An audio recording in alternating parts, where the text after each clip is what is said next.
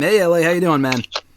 What's going on, dude? So obviously coming off of last night's ladder match, you're the new $1 million champion. General question, but what are your first thoughts coming off the win? Well, I mean, you're talking about a legendary title, about 30-year history and a very short list of guys that have held it, and two of them that really stick out to me, obviously Ted DiBiase and Steve Austin. So it's crazy now to be on that short list. It's crazy now to be holding the actual 100% authentic, legitimate $1 million championship that was created so long ago in 1989. So it's crazy. It's a crazy culmination of things that have happened in just the last few months to come into NXT and now be holding a title that I didn't even know was an option 4 months ago. It's a crazy company to be involved in, like you said. Ted DiBiase, the original $1 Million Man, Steve Austin, the ringmaster, someone you've had a lot of comparisons to over the course of your career, just with your style and your promo delivery and stuff like that. So clearly comparisons and the meaning of Steve Austin having once held that championship when he first came to WWE 25 years ago at this point is obviously not lost on you. 100%. I mean, and it's funny because I keep harkening back to that, it was 25 years ago where, Ted DiBiase handpicked Steve Austin. Now Ted DiBiase handpicks me or Cameron Grimes. Who comes out on top? Me. So now, in a sense, he picked me as his next guy from Steve Austin. That's like I said, that's another level. I mean, that's a guy who took his career and took the business to a new trajectory, and that's exactly the plans that I've got to do. And I know Triple H mentioned last night during the media call that you and Cameron were stoked to find out that the $1 Million Championship was going to be involved in this match, because it looked like a couple of weeks ago that we were going to get you and Cameron Grimes at some point to fight for the legacy of Ted DiBiase, of the $1 Million Man. But it wasn't until just last Tuesday that we found out the $1 Million Championship would be hanging in the balance. Can you add a little bit more insight to what Triple H said last night with your reaction to finding out that the championship itself would be involved?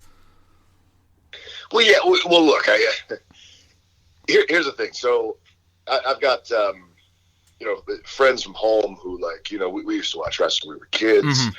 Mm-hmm. One of my friends, he was big time, loved the $1 Million Man, loved the $1 Million Championship, all this kind of stuff. But when the idea of okay, Ted DiBiase's coming in and we're going to get to work with Ted DiBiase, that's crazy. We're like, okay, that's enough in itself. Yeah. To where it's like, oh my God, this is mind blowing. And so you're not even thinking next level, like, oh, wait a minute, $1 Million Championship, that's coming in. Holy smokes. Okay.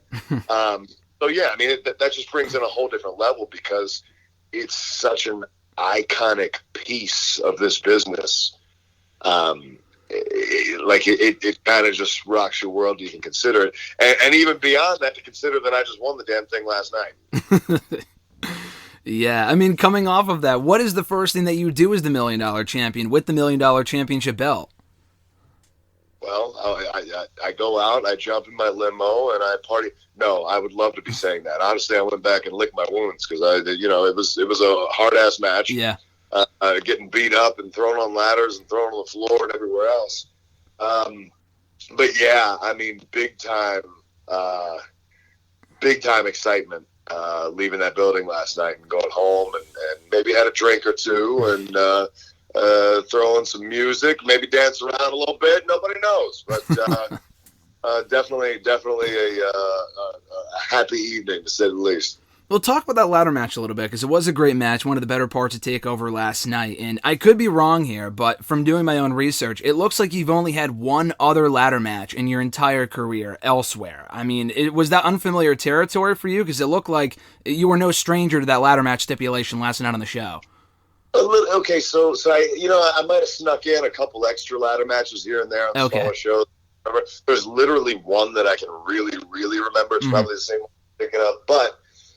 Yeah, I mean, I guess as is the case with, the wrestling business itself, adaptation's key. So just kind of, getting in there and moving around, and it's like, all right, well, okay, what can my mind create here?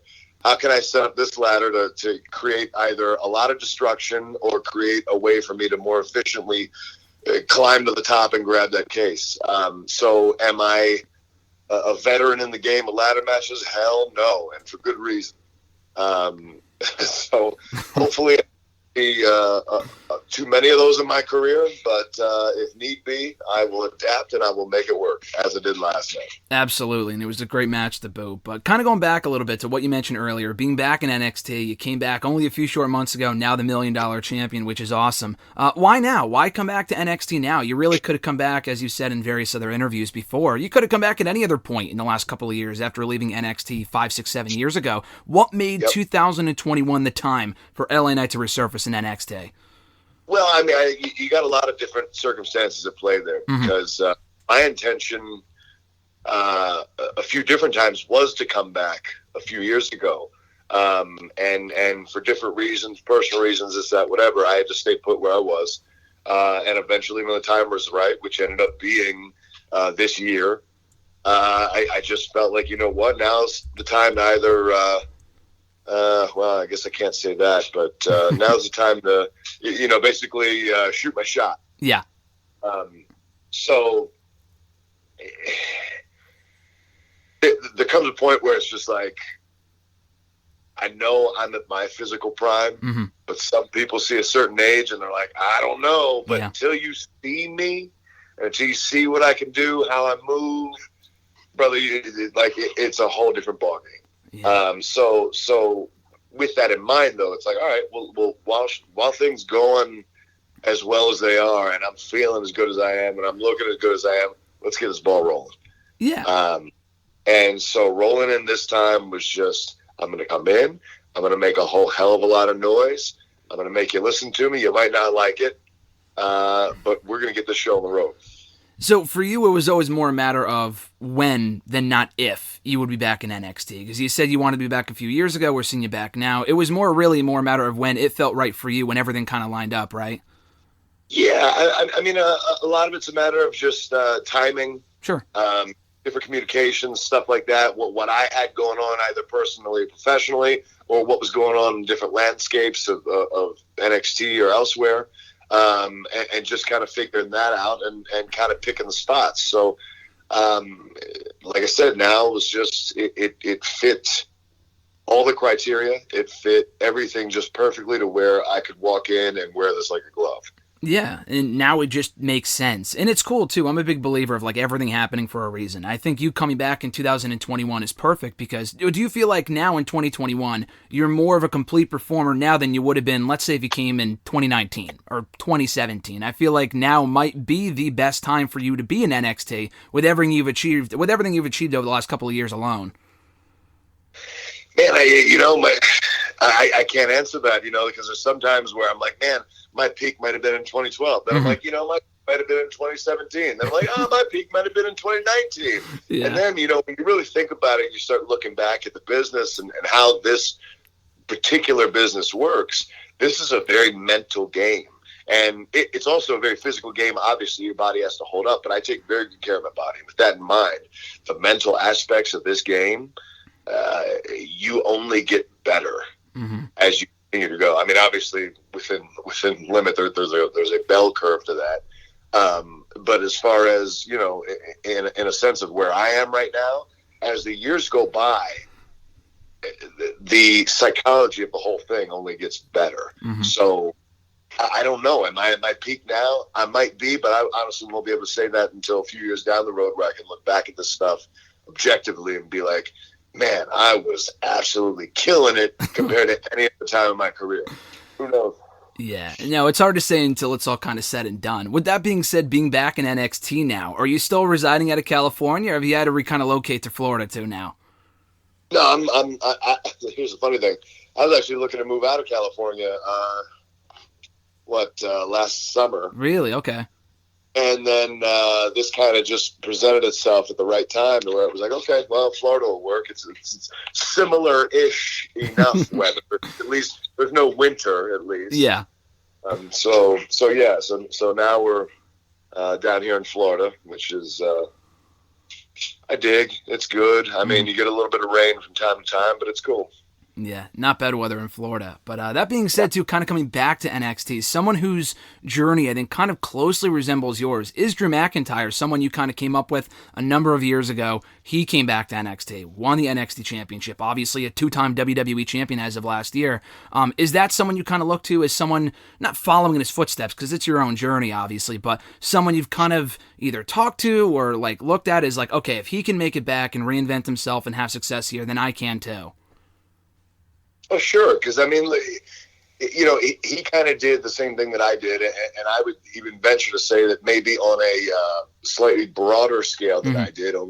Like when he left, honestly, he had more name value than he did when I left the first time. But with that, he was able to go out and completely just prove himself beyond a shadow of a doubt that he belongs, you know, in top tiers of the business.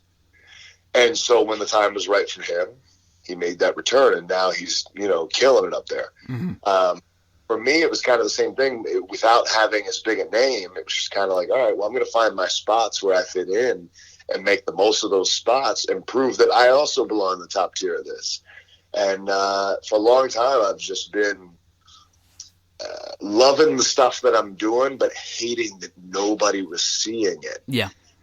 So all I craved was the bigger stage of WWE, NXT, all of that, to where it's like, man, if I'm going to be doing great stuff, like I need it to be seen. You know, that's the you know, the attention starved personalities all of us wrestlers, I guess, have or whatever. But it's just like, man, like I don't want to do this for nobody. Yeah. You know, I want everybody to see this, know this, and then they can decide for themselves, wow, is this guy, you know, one of the greats of now, one of the greats of this, whatever. Look, it's very ambitious, but if my name in the future can come up in that conversation and one of the greats of all time, I know people are like, oh, that's crazy. Who's this guy think he is? But look, in my mind, if you're not aiming for that, I don't know what you're doing here.